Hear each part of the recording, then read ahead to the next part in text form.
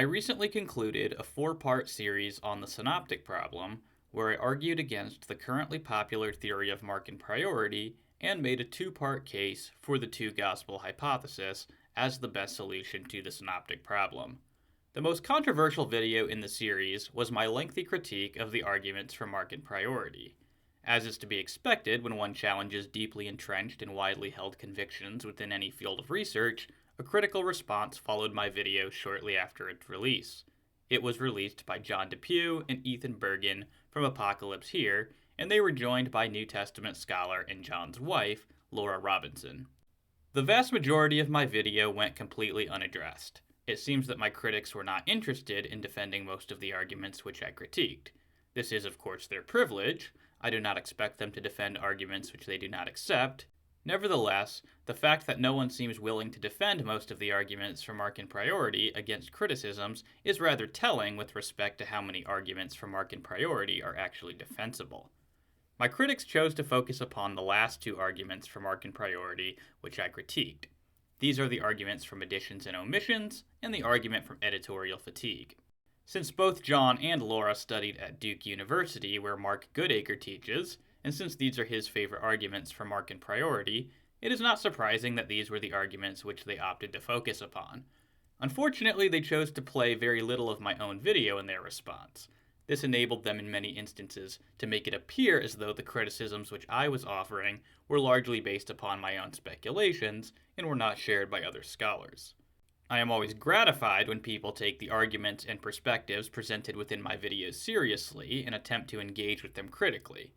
Unfortunately, despite some pretenses that this is what these particular critics were attempting to do, their criticisms quite frequently demonstrated blatant misunderstandings and misrepresentations of my perspective, as we shall see. Regrettably, much of their video came off as stemming from a desire to expose the apologists' ignorance, rather than critically engage the ideas.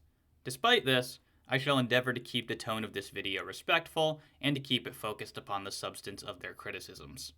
Before addressing the defenses of Goodacre's arguments, I find it necessary to clarify several points, since many of their remarks demonstrate misunderstandings with respect to both my objectives in the video, as well as my personal beliefs. Several of the criticisms leveled against my video, in particular those voiced by Robinson, amount to complaints that my video does not defend an alternative hypothesis to Markan priority. So I mean, at some point, there's this kind of like quick knocking down of a very flat reading of these arguments, this idea that like there's all these contradictions, but there's no external building of a case of Gospels with literary relationships. Like if you're going to make a claim about literary relationships between the Gospels, you have to account for why the Gospels look the way they do. There's a lot of there's a lot of material he just doesn't deal with. So like Mark's unique material doesn't support Markan priority. Well, what is it, David? What is the Markan unique material, and why is it secondary? You have to explain that. Why is this video called Markan priority? He never defends an alternative literary relationship. He never gets that far. It's as though they missed the fact that this video is only the second part of an entire video series. In later videos, I made a positive case for a rival hypothesis, but that was not the point of my critique of Markan priority, and this fact seems to have been completely lost on them. That video was intended to clear a path for the positive argument. In epistemology, there is a well-understood distinction between undercutting defeaters and rebutting defeaters. Both involve defeating propositions, but they do so in different ways. Undercutting defeaters attempt to remove the purported justifications for a given proposition, however they do not supply a reason to believe that the defeated proposition is untrue. Rebutting defeaters attempt to show that a proposition is false by giving reasons to believe that a contradictory proposition is true. My video critique of Markan priority was intended to function as an undercutting defeater for Markan priority. In other words, it was intended to show that Markan priority is unjustified, not that Markan priority is false. As far as that video was concerned, Markan priority could be true. I only concluded that the arguments in its favor are unsuccessful. I even explicitly stated this in the video summary, yet my critics apparently missed it, apparently thinking that I intended for the video to function as a standalone defense of the two gospel hypothesis. This just radically misunderstands my objective for that video, grossly misrepresents its purpose, and fails to acknowledge the kind of defeaters I was presenting for Markan priority therein. One simply does not have to defend an alternative to Markan priority in order to show that the arguments in its favor do not work. It is not as though Markan priority is the default position.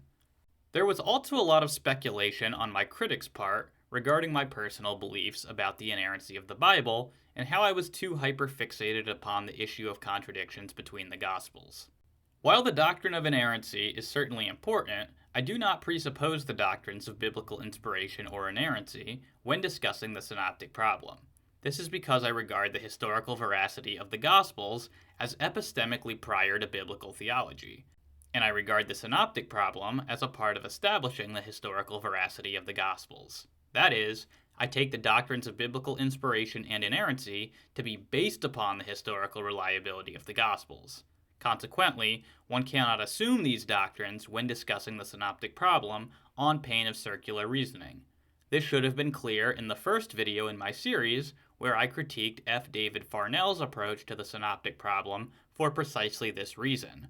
But as we shall see, my critics apparently couldn't be bothered to watch that video either. While I am perfectly willing to defend the legitimacy of harmonization in synoptic research, it is a mistake to assume that this can only stem from a prior commitment to biblical inerrancy.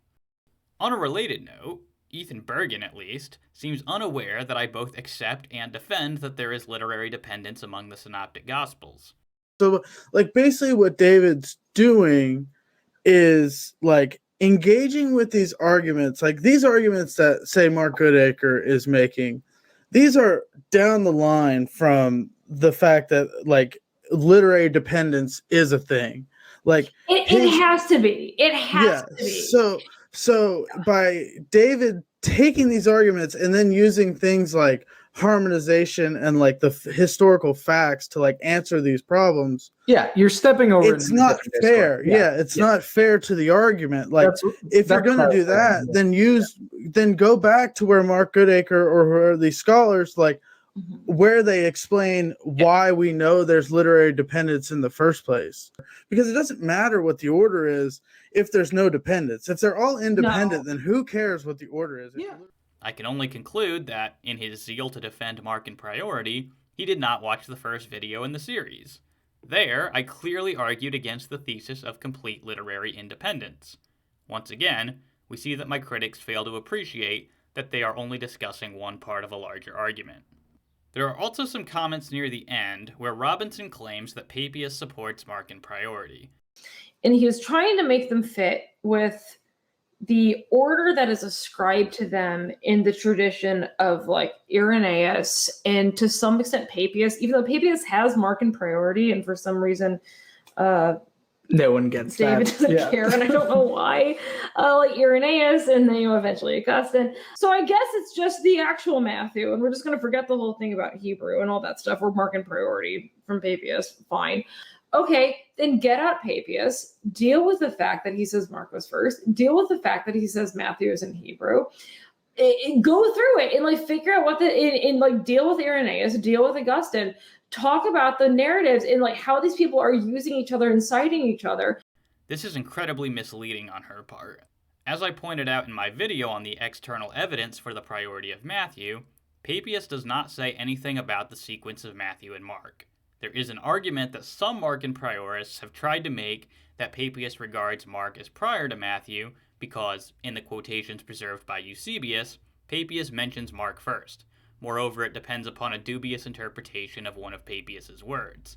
This is a far cry from Robinson's statement that Papias says flat out that Mark was first. And as Ward Powers points out, this argument, however, depends totally on the meaning of therefore in Eusebius 3:39-16. This interpretation of therefore is far from obvious and far from certain, yet Markan priorists hang their conclusion on this very tenuous thread.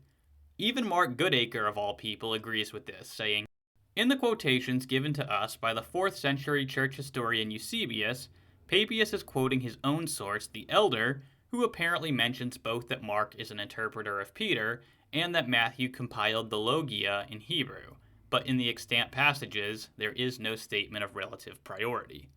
Lastly, Robinson, Bergen, and Depew had some derogatory comments regarding the fact that most of my citations came from old books and old authors.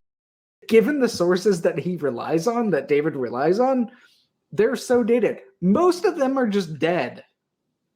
They're just dead guys. They're dead white guys. Like, it's also, I was trying to... Now, this is not really true. The overwhelming majority of my citations were from books published in the past 25 years.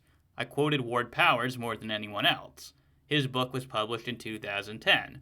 I quoted 3 sources by Mark Goodacre, which were published in 1998, 2001, and 2002.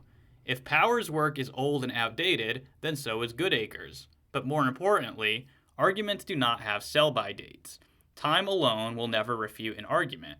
Just because arguments may go out of fashion, this does not mean that they are not good. If there was a flaw in the arguments from the old scholars which I cited, Depew and company will need to actually do the legwork to expose them. Pointing out that some of them are old will not cut it. Perhaps no one made this point more eloquently than C.S. Lewis.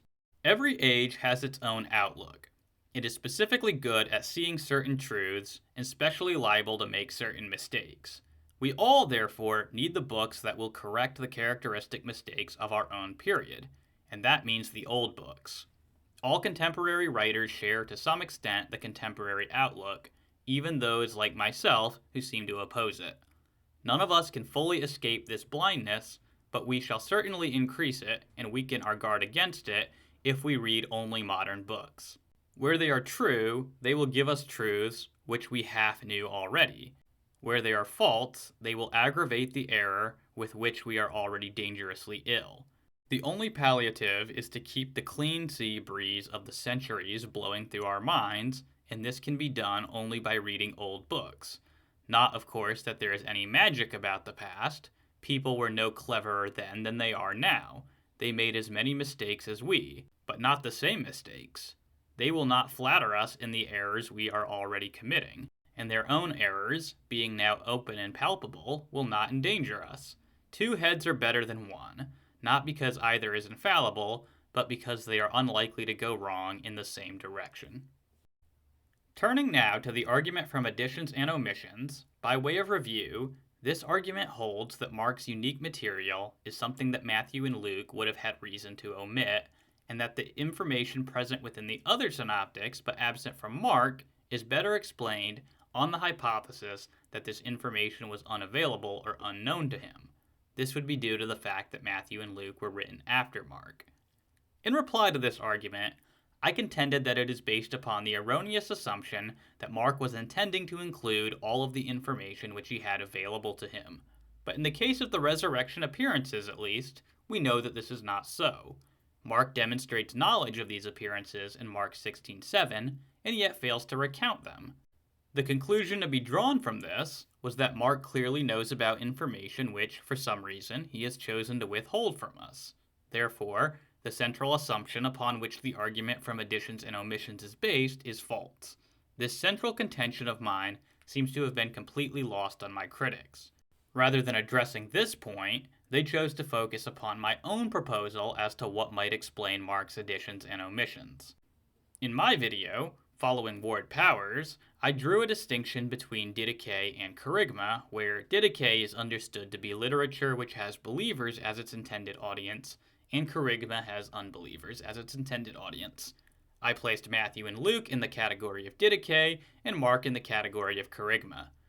Robinson had a lot to say about this distinction, but before I address her criticisms, it needs to be emphasized that this distinction was not crucial to my objection to the argument from additions and omissions. All I needed for this argument to succeed was that Mark demonstrates knowledge of information pertinent to the life of Jesus which he chooses to omit. This alone is sufficient to undercut the argument from additions and omissions. However, it does raise the question as to why Mark deliberately chose to omit information. My categorizing Mark as early Christian Kerygma was a proposal to answer that looming question. Nevertheless, the salient point is that the argument from additions and omissions is invalidated regardless of the adequacy of my own answer. With that being said, how strong are Robinson's objections to the distinction between Goodacre and kerygma? So what Ward Powers is arguing is that it's not true that the Gospels are existing in an established genre in Greco-Roman literature. It doesn't even seem like he's going the Bultmann route that the Gospels are their own genre. He's going with the idea that there are multiple genres within the realm of Gospels, right? So he is argued that Matthew and Luke are Goodacre, while Mark is kerygma. Okay, so some questions. All right. Goodacre is not a genre, right? Goodacre is the name of an early Christian book called the Goodacre that is just clearly not the same genre as the Gospels. The Goodacre is entirely what we call paranetic teaching. Paranetic meaning teaching, right? It's meant for instruction. So there's no narrative happening in the Goodacre, right? It's about the two ways of virtue and lack of virtue, and then some details about how to take the Eucharist, for instance, right, or how to baptize somebody. There's this very particular instruction for what to do with the formative church, right? So Goodacre is not a genre. So we already have this huge problem happening that Goodacre is not a genre. If it is, it seems like for David's argument to work, they would have to be the only texts within this genre, and that this genre is described as narratives that are primarily meant to be read by other Christians. Okay, put a pin in that. All right. So then the next thing that we're arguing is that Mark is not the same genre as these other texts, that Mark is kerygma. So we have three documents that are remarkably similar, but they're all in different genres. How do we distinguish between them? Unfortunately, and by her own admission, Robinson couldn't be bothered to actually read Powers' detailed and extensive chapter on this topic in his excellent book, The Progressive Publication of Matthew.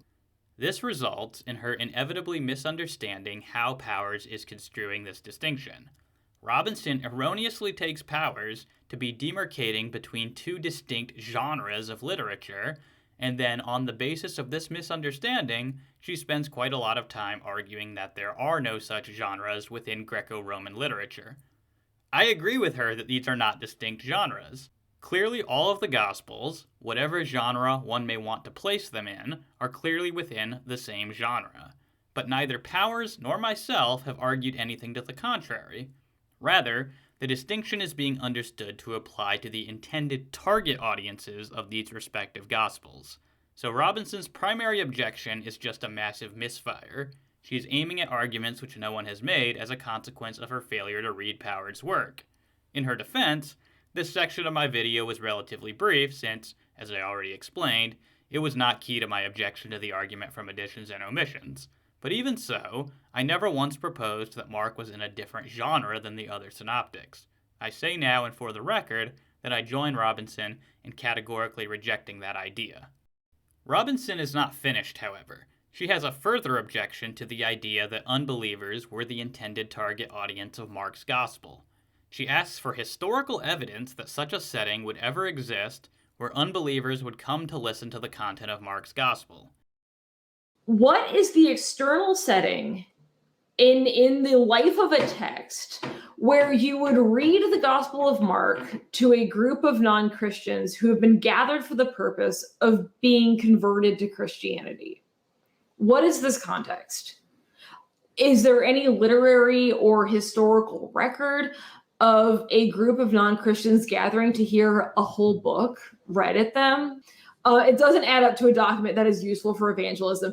Even if you could contrive a situation where a bunch of non-Christians would hear you read a book start to finish, which there's no situation where that would happen that I can think of. If David can find one, Yahtzee, I would be so excited to hear about it, but I don't think it exists. So here's the evidence I'd want to hear from David to defend this argument. I would want to hear evidence that there's a historical setting where people will, in roughly around the 1st century, where people who are non-practitioners of a sectarian movement will sit down and have a document read to them front to back. which I think has to be the preach only, to them. Yeah, preach to which them. I think, which yes. like preaching is another issue here yeah. too. What is the Like, preaching? what does that even right? mean? Yeah, are you And, expounding on the text? Are you? Because the only thing I can see that makes Mark more friendly to non-believers is the fact that it's just literally shorter as an entire text. Yeah. Now, in the first place, I think that this demand is a little unfair. It is quite a steep and self-limiting requirement to insist that a setting in which literature would have been read must have external supporting evidence before that setting can even be considered as a candidate hypothesis. Nevertheless, as it happens, we do have a historical witness to such a setting. What's more, that same historical witness tells us that the Gospel of Mark in particular was written as the result of such a setting, so that we don't even have to guess. Clement of Alexandria says in no uncertain terms, the Gospel according to Mark came into being in this manner. Mark, the follower of Peter, while Peter was publicly preaching the Gospel at Rome in the presence of some of Caesar's knights and uttering many testimonies about Christ, on their asking him to let them have a record of the things that had been said, wrote the Gospel that is called the Gospel of Mark, from the things said by Peter. It appears to be something of a sticking point for both Robinson and Bergen that Mark's Gospel is just too long to have been read to people aloud. Just to not gloss over that, because I think it's really important, is like you keep mentioning that it has to be the whole book read to them. Yeah. There's really nothing to support this idea that people are going to sit down and hear an entire book preach to them. So let's take out the length and look at what the text has. You would not come to this conclusion that Mark is for evangelism while Matthew and Luke are for Christians. Now, while I haven't actually done this myself, I've been told by many people that it takes less than 2 hours to read the Gospel of Mark out loud. For example, Michael Card says, the total time to read the Gospel of Mark is an hour and a half. And while that might seem a tad long for a sermon by modern standards, there is nothing to suggest that this would have been out of place in the ancient world. After all, Acts 20:7-12 records that Paul preached so long that a young man named Eutychus fell asleep and dropped out of a window. There is just no reason to believe that Mark is too long to have been read to people. While there was at least a facade of professionalism and critical engagement with my position in the first portion of their review, this goes away in the latter portion of the video, and the tone becomes much more condescending and elitist. Robinson, Depew, and Bergen take it that I do not understand what the phenomenon of editorial fatigue is supposed to be. They claim that I am mistakenly concerned with historical contradictions, but that editorial fatigue is concerned with literary relationships. This is my issue with what's coming next, is that David seems to me very fixated on the idea that editorial fatigue discovers contradictions between the Gospels. That's not what editorial fatigue does. Right. Editorial fatigue determines literary relationships. That is the purpose of this. And he gets so close to finding a really interesting example in Mark, and he doesn't go for it because he can't make himself talk about internal contradictions of the Gospel. Okay. Okay, can I just say something real quick? When we're talking about editorial fatigue, we're talking about narrative and literary inconsistencies. Yeah. We're not talking about historical contradictions. We're not talking about anything to do with whether facts are true or not. That's not what we're talking about. Yeah. That's not what historians are talking about. Yeah. At all. This is what David doesn't seem to get. He immediately pitches it into harmonization. Yeah. Yes. Okay, sorry. Every time he addresses the narrative sort of rough patches in, like, potentially, Matthew's use of Mark or whatever, he'll immediately step over into an entirely different apologetic discourse. Mm-hmm. Yeah. And he'll try to harmonize these things. Yeah. Okay? Yeah. This is not what historians do. Right. This is not what they do. And it's not what they're concerned with. So here's the thing, is that David makes a whole video about Markan priority, and he doesn't actually ever engage the argument, one of the primary arguments for Markan priority, which is editorial fatigue, because he keeps getting distracted by this idea of historical contradictions, which is actually not related to the question of Markan priority at all. So I don't know why he wanders down this path, except that he's just not interested in Markan priority at the end of the day. So. Yeah, but to posit like what Jesus did like in real life to explain the difference, like you're right, like now it really clicked, like that doesn't address the question at hand. Has nothing to do with in any way, like yeah, it really doesn't. Several clarifications are in order here. First and probably foremost, in their zeal to hate upon my approving citation of Lydia McGrew in my second objection to the argument from editorial fatigue, they appear to have missed the fact that I was offering 3 distinct objections to the argument. My proposed harmonizations were only relevant to the first objection, namely that the putative examples of narrative inconsistency within the synoptics which motivate the argument are not genuinely inconsistent. McGrew was cited to target an altogether different premise in the argument from editorial fatigue, namely that the gospel authors felt licensed to report events in ways other than how they believed that those events had transpired. These are completely different objections to the argument. This misunderstanding is obvious in the case of Depew, and I strongly suspect that it is shared by Robinson as well as Bergen. Robinson and Depew incorrectly think that I was offering harmonizations for purported contradictions between the Gospels, but this is just not so. Although it is true that I periodically mentioned that the Gospels were in harmony with one another in response to Goodacre's claim to the contrary, my proposed harmonizations were primarily intended to demonstrate not historical coherence among the Gospels, but rather narrative coherence within each particular Gospel. Despite protestations from Robinson and Depew, the argument from editorial fatigue absolutely requires narrative inconsistencies within Matthew and Luke in order to work. Notice how clear Goodacre is on this point. He compares examples of fatigue to continuity errors in films. The element of discrepancy within the narrative is absolutely critical to Goodacre's argument because that is how putative examples of fatigue are supposed to be identified.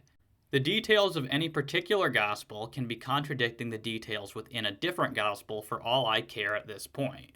All I am maintaining is that each individual gospel presents a coherent story. There is no narrative tension within the relevant pericopes in Matthew and in Luke. That is all that I need for the argument from editorial fatigue to fail. Narrative coherence means that there is no place where a gospel author has fatigued and accidentally introduced material from an earlier gospel which contradicts his prior narrative changes. This is why narrative harmonization will prove fatal to any putative example of editorial fatigue, and that is why harmonization absolutely is relevant to the argument from editorial fatigue. Notice that this holds regardless of what the historical facts of the matter might have been. Even if Matthew's story of John the Baptist's beheading, for example, is completely fabricated and does not represent the actual facts at all, so long as the story is coherent, it cannot be used to support the idea that Matthew has changed Mark's narrative early on, and then lapsed back into Mark's narrative later on, causing him to contradict his earlier change.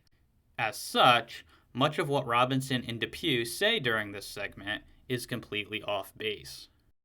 I am also disappointed that my critics did not make any mention of the fact that I had cited David J. Neville's work in support of some of my proposed harmonizations. Neville is an accomplished New Testament scholar who has published on the synoptic problem and who supports the practice of narrative harmonization as a legitimate response to the argument from editorial fatigue. Obviously, this is inconvenient for my critics, who clearly wish to depict me as a know-nothing apologist who doesn't understand what he's disputing when it comes to editorial fatigue, and so should not be taken seriously. It is thus understandable why my citations of Neville are not discussed or even acknowledged in the video. Nevertheless, Neville's agreement with my approach to rebutting the argument from editorial fatigue makes it much more difficult to sustain the idea that I am barking up the wrong tree. One can, of course, dispute the legitimacy of the harmonizations which Neville and myself put forward, but it's going to be very difficult to just write me off as an apologist who doesn't understand the argument when a qualified scholar responds to the argument with exactly the same strategy that I use. There are a lot of derogatory comments from Robinson and Depew aimed at the practice of harmonization. The modern disdain for harmonization amongst New Testament scholars is well known. But what is the justification for this aversion to the practice? Why should we be so quick to assume that the Gospel authors readily contradicted themselves? To be sure, authors sometimes lapse and create inconsistencies within their own works, but it seems to me that we should only embrace this conclusion if we absolutely have to. It seems much more charitable to first at least attempt to find a coherent way to read an author when they seem to contradict something which they said earlier. And this is especially so in instances where seemingly inconsistent statements are in very close proximity to one another, as is the case with putative examples of editorial fatigue. This is due to the simple fact that most human beings do not hold to blatantly contradictory beliefs and do not habitually tell blatantly inconsistent stories. A basic principle of charity when reading any author, then, is that we should not insist on contradictions or inconsistencies if there don't have to be any. This principle of charity, rather than some prior theological commitment to the doctrine of inerrancy, is what lies behind the practice of harmonization. The only attempt at a justification for spurning the practice of harmonization which Depew attempted to offer was that historians just don't do it. And, no historian is doing that. No, we're just trying to figure out what's going on literarily. That's it. We're not trying to figure out whether or not something is true or factual or not. No. I don't know why that's being imposed onto this project. But so what? As my friend Jonathan McLatchy says, it doesn't matter to me what historians in fact do. What matters to me is what they ought to do, right? And so in this case, I'd say this is good historical practice. I mean, a similar thing in scholarship that I often strongly disagree with is the disdain for harmonization, which I think is a very good historical practice. And so regardless of whether scholars like to harmonize, I think they should like to harmonize. And so I completely, it doesn't impress me to say scholars do this or don't do that. What impresses me was an argument for what they ought to be doing. And I think that treating them in this manner is good historical practice. By this, McLatchy means that we should not do what other historians are doing just because this is how they carry out their practice. Rather, we should only be following the practices of historians insofar as those practices are conducive to the objectives and goals of historical inquiry. In short, an unjustified aversion to harmonization does not become justified in lieu of the fact that the aversion happens to be widespread among historians. Depew will need to offer some justification on behalf of historians for spurning the practice if he wants to avoid an argumentum ad populum fallacy. Depew further complains that I do not address a purported example of editorial fatigue in the Gospel of Luke. Can I show another piece of evidence for directionality here that he does, because he's not interested in Luke here, really. He never does anything with Luke. Can you pull up, Ethan, Mark 6, 32 to 36? This is another great example of editorial fatigue that works in one direction and does not work in the other direction. Okay.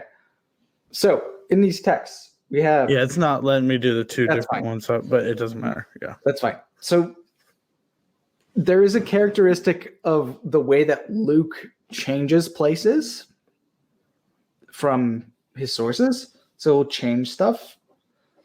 In this case, he changes the location of this situation to Bethsaida. Okay. Mm-hmm. Mark's narrative is perfectly consistent throughout. It's in a deserted place in Mark. Okay. In Luke, it's in Bethsaida. Bethsaida is not a deserted place at all. Okay. Once you go through, Luke pulls through Mark's account of this was in a deserted place here, going through. Okay.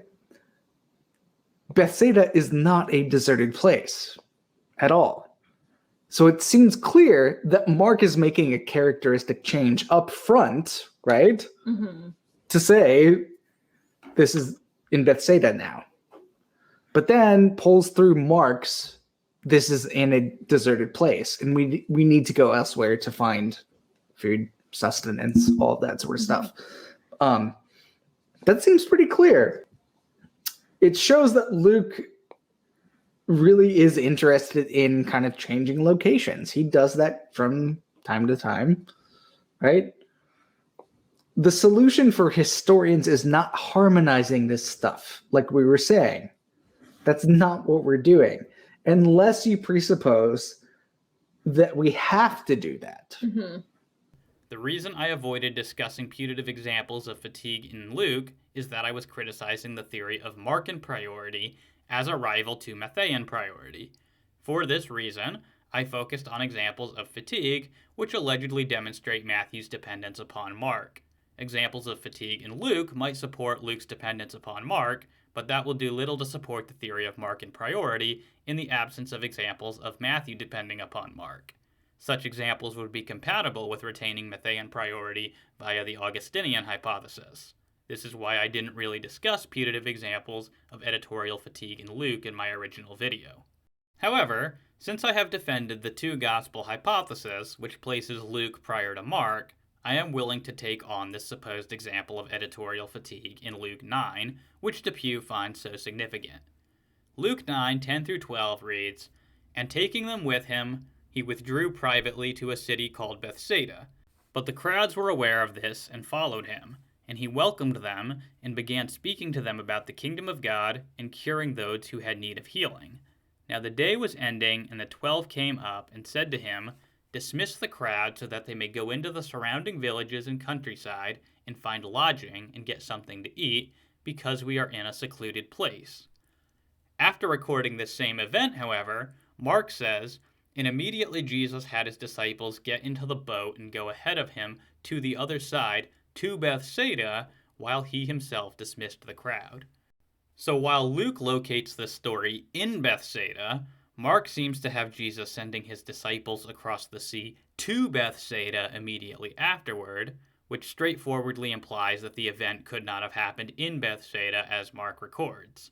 But not only are Luke and Mark in conflict with each other regarding the location of the miracle, according to Depew, Luke's narrative is also inconsistent with itself because he locates the miracle in the populous town of Bethsaida in verse 10, and yet has the disciples describe it as a desolate or secluded place in verse 12.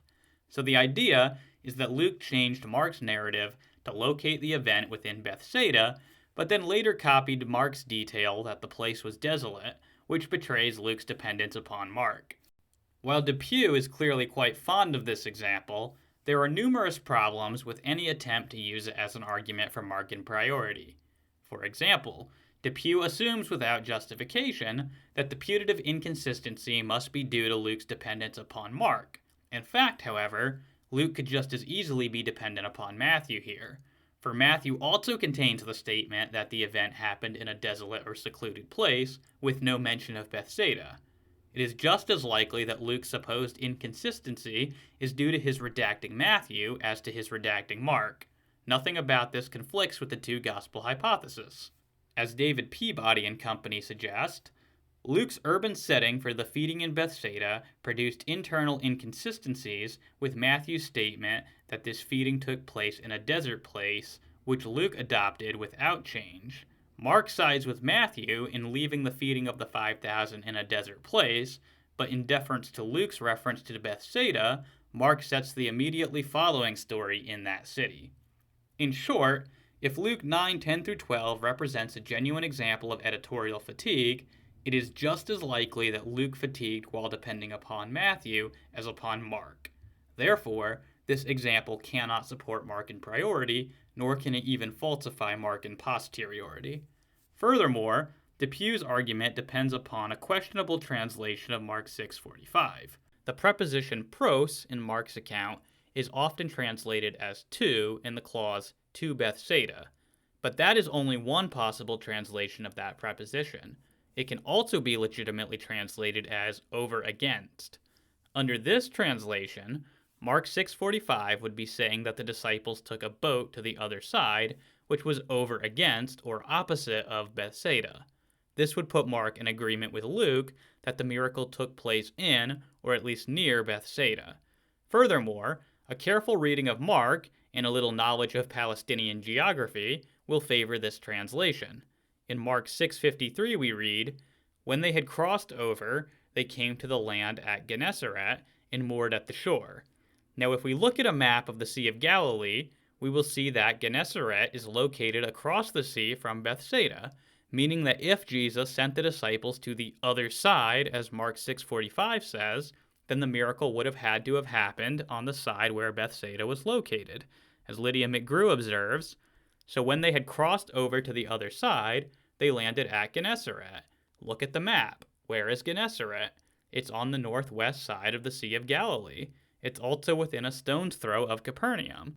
In other words, it's not on the same side as Bethsaida. It's approximately where we would expect the disciples to end up if they went away in the boat from the vicinity of Bethsaida, where Luke says that the feeding took place, going in general terms towards Capernaum, as John says, across the top of the Sea of Galilee, and landed on the other side, going from the northeast to the northwest shore. This observation alone is enough to undercut any argument for Luke using Mark from this passage. For if both Mark and Luke exhibit the same inconsistency when referring to Bethsaida as being a desolate place, then whichever author was writing later simply copied over the same inconsistency present within their predecessor, meaning that there is no way to determine which gospel was prior to the other.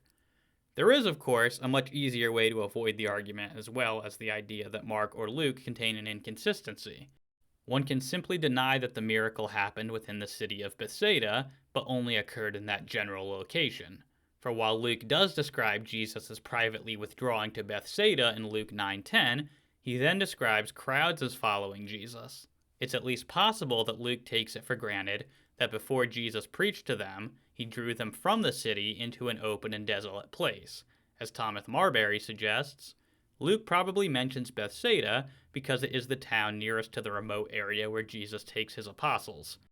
If so, then there is just no inconsistency within the story in any case. But either way, there is no evidence of editorial fatigue here, and consequently no evidence for Luke's dependence upon Mark. In my video, I discussed 3 purported examples of editorial fatigue in Matthew's Gospel, and explained why the alleged inconsistencies within Matthew's narrative need not be read as inconsistencies. Indeed, the claimed tensions were typically quite artificial and forced. The only example which my critics decided to address at any length was the healing of the leper in Matthew 8:1-4. To briefly review, the supposed inconsistency within Matthew's narrative is supposed to arrive from Matthew adding the detail that crowds were present for the healing in verse 1, but then adopting Mark's language when saying that Jesus told the leper not to tell anyone that he had been healed in verse 4. In Mark's account, so the argument goes, the story is coherent because he does not mention crowds. But Matthew's story is allegedly internally inconsistent because it supposedly makes no sense to charge the leper not to tell anyone that he had been healed if the healing happened in front of a crowd. I made 2 points by way of response. First, I pointed out that some scholars maintain that Matthew 8:1 is not even part of the same pericope as Matthew 8:4. Matthew 8:1 could be the end of the Sermon on the Mount, and then there could be an interval of time between Matthew 8:1 and 8:2. This would mean that Matthew need not be thinking of these crowds as being present for the healing of the leper, since it is possible that he does not intend for this story to immediately follow the Sermon on the Mount chronologically. Second, I argued that even if crowds were present for the healing, nothing about this is inconsistent with the command to tell no one about the healing.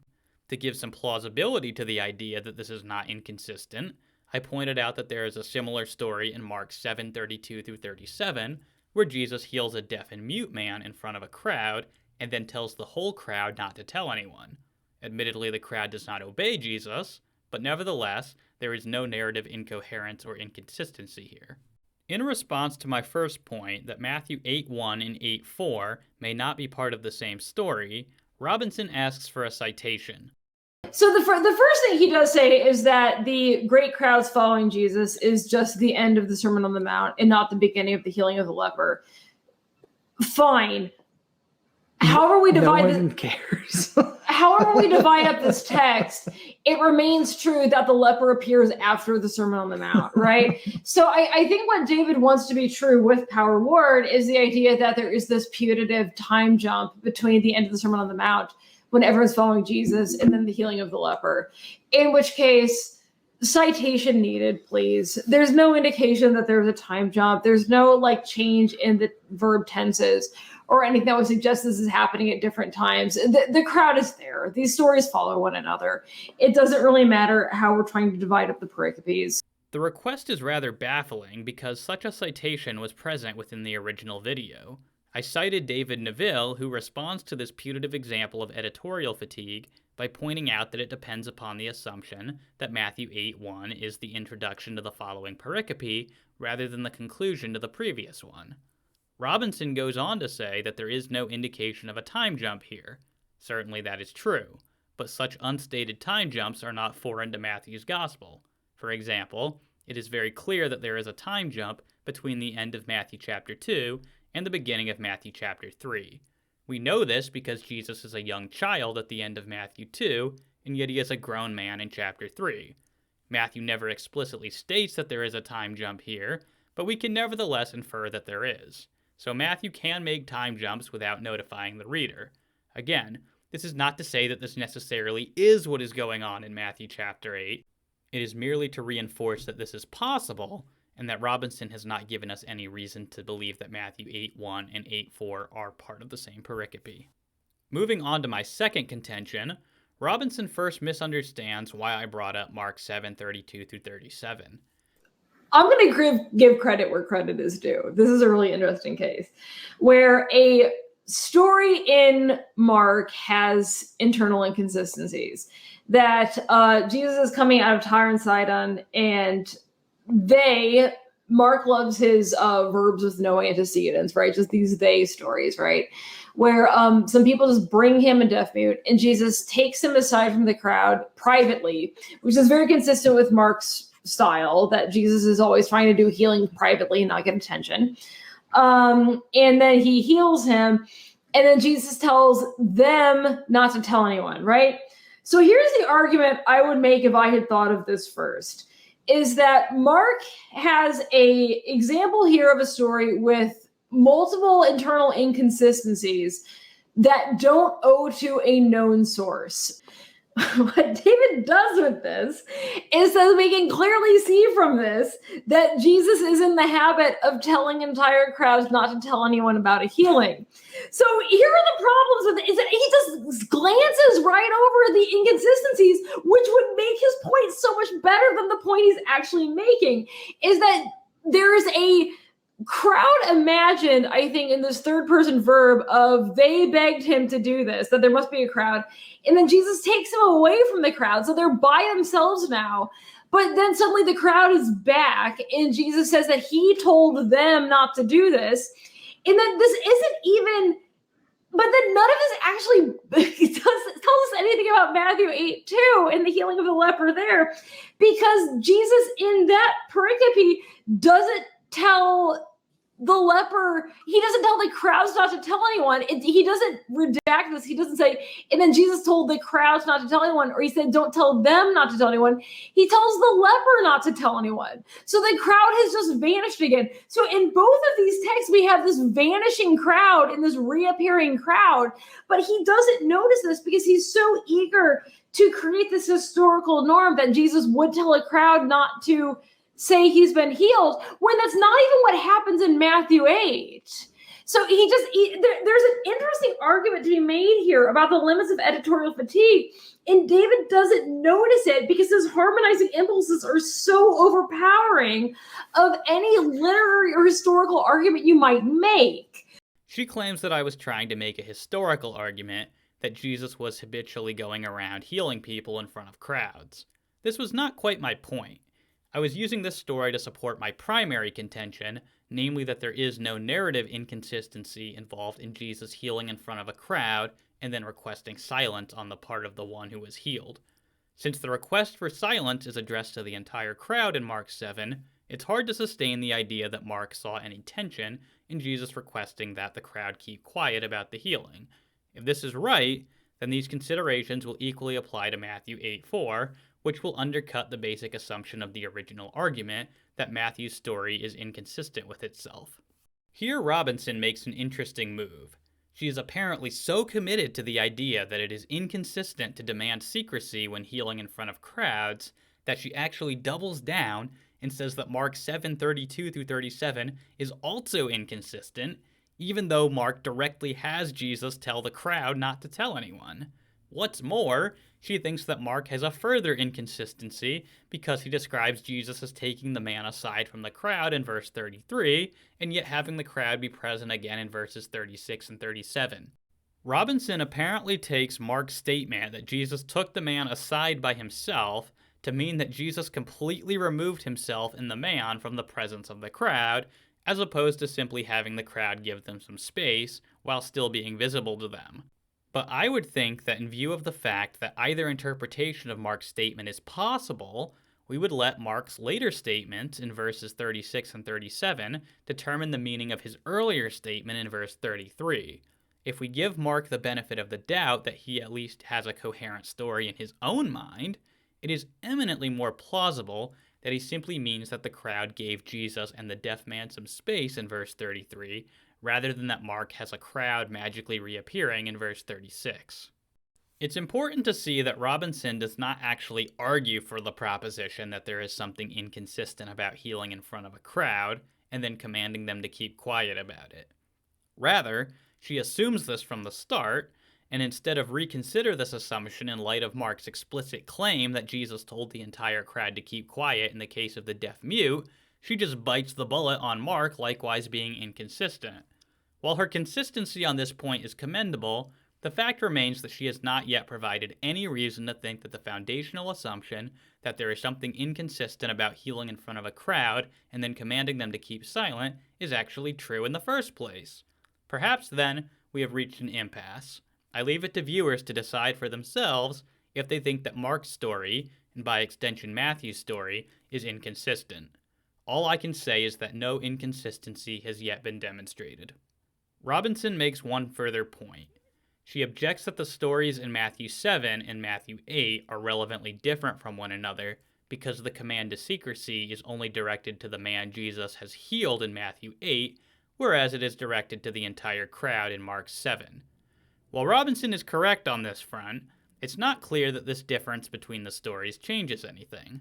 So long as there is a consistent way for this to happen, as I think Mark 7 demonstrates, then even though Matthew does not mention Jesus directing a command of silence to the crowd, it does not follow that he nevertheless does not take such a command for granted. The point is just that there is a coherent way to read Matthew's narrative. That is all that is needed to invalidate Matthew 8, 1-4 as being a genuine example of editorial fatigue. Again, I do appreciate Apocalypse here taking my videos seriously and attempting to further the conversation. I must say that I am a bit disappointed in the frequent misrepresentation of my arguments and the misunderstanding that this video is merely a critique of the arguments for Markan priority rather than a defense of an alternative model, since that was the purpose of my third and fourth videos. Nevertheless, I am grateful for the opportunity which their response has afforded me to clarify my own position and motivations, as well as, I hope, to establish that I understand the terrain at least a little better than they think that I do.